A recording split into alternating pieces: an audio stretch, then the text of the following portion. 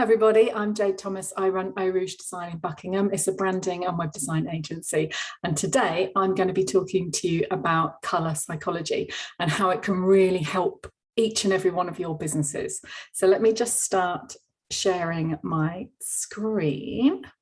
Okay, so using seasonal colour psychology in your branding. What is colour psychology? Well, it's the way in which different colours affect our mood, behaviour and emotions. And what's so fascinating about it is that it is the very first thing we perceive when we look at something. So it's not the words or the shape, but it's the colour. So even before we understand what we're looking at any given moment, whether it's a tree or a cat or a piece of text, our brains will have recognised and reacted to the colour we're seeing on a subconscious level. And because of that, it's super important to use the right tones and colours to send the message that your brand wants to convey. So how do you feel about this? According to the NHS website, the NHS logo evokes positive, rational and emotional associations of trust, confidence, security and a sense of dependability. But does it evoke the same emotions and feelings when shown in red? And what about this? Are you feeling energized and empowered and inspired by this logo? I thought not. So what am I talking about today? Well, let's start with what I'm not talking about. So I'm not talking about the colours that suit you. And lots of us here have had our colours done by personal stylists. It's a great way of showing the colours that suit you by assessing your skin tone, undertones, hair and eye colour, etc. And I'm also not talking about the colours that you like looking at, so your own interior design preferences or your favourite painting. What I'm talking about is how colours communicate. So the colours that make everyone feel a certain way, whether it be happy, safe, comforted, energized, optimistic or calm. From a marketing perspective, colour psychology will help you connect with your clients at this emotional level, and therefore it will help you make smarter choices about your own brand. So you may have seen these kind of top level colours and how they evoke mood. Examples are red being energy and danger and excitement and strength and power. But we don't actually have to stick to these basic colours. We can look at much more nuanced tones and still communicate the messages that our brand wants to convey. And the way I do it is we can use the natural world to help us. So seasonal colour psychology. We respond to colour in a really instinctive way based on what we see in the natural world throughout the year, from spring's bright blossom and playful colours and fun energy to the dramatic frosty and jewel-like shades of winter. There's a red, blue, yellow, green, pink, etc., in every season, but depending on their depth or tone or warmth, they'll give you a different reaction when you see them. Each season has its own personality, and this provides the basis for selecting colours, themes, patterns, words, emotions, and other brand styling elements, all sending the right message to your clients. So let's take a look at the seasons. The spring personality. So the key characteristics of the spring personality are fun and youthful and energetic, forward-thinking, creative, inspirational, bright and approachable. Spring personalities are excellent multitaskers and are great with people. Their clarity and confidence makes them a pleasure to work with. They love making things as simple as possible. And what I've shown here are a selection of images that really do embrace that spring aesthetic. And then there's some colour palettes at the bottom which all have the kind of spring tones that would convey those type of characteristics. So a spring brand visual identity. The colours are light, bright, warm and soft with loads of white space. The shapes are fine, informal lines, slightly imperfect shapes, simple ornate illustrations and ditzy patterns. Again, with the photography or the imagery, they will be light, bright and uplifting with lots of white. The typography that would be used for a spring persona would be clean and simple, rounded or slightly handwritten. It's really friendly.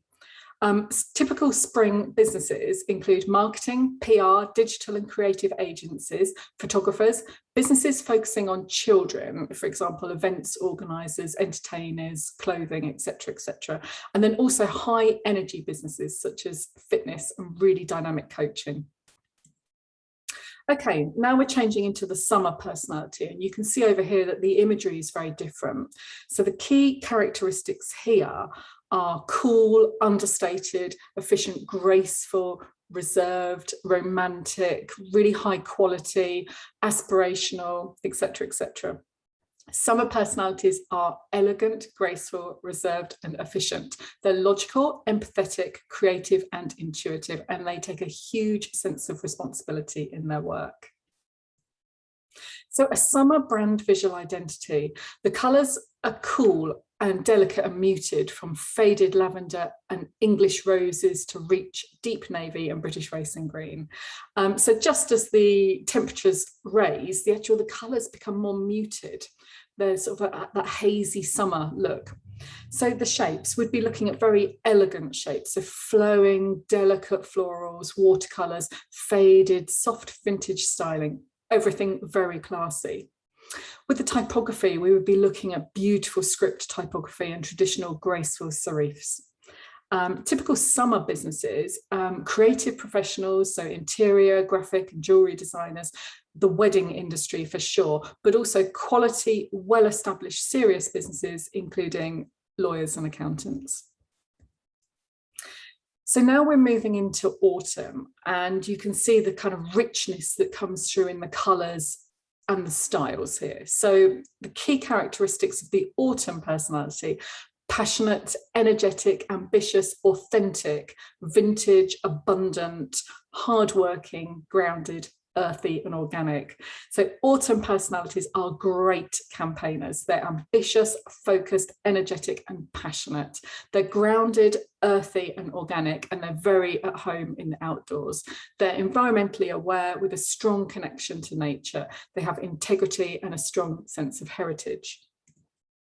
An autumn brand will have those really warm, intense colours, harvest colours, the bronze, the ochre, the magenta hues, really natural shapes. So shapes with rounded corners or textured, again, slightly informal shapes. Imagery, we're looking at really natural, warm and textural photography and imagery. And the typography would be quite chunky, natural, potentially hand rendered, something very authentic. Typical autumn businesses include research, journalism, psychology, lots of ologies, archaeology, history, organic or fair trade businesses, artisanal, foodie, outdoors, animal, community and charity. And now we're moving to winter, and winter's key characteristics are really strong. They're dramatic, they're focused, they're theatrical and opulent. The glamours here, they're quite visionary.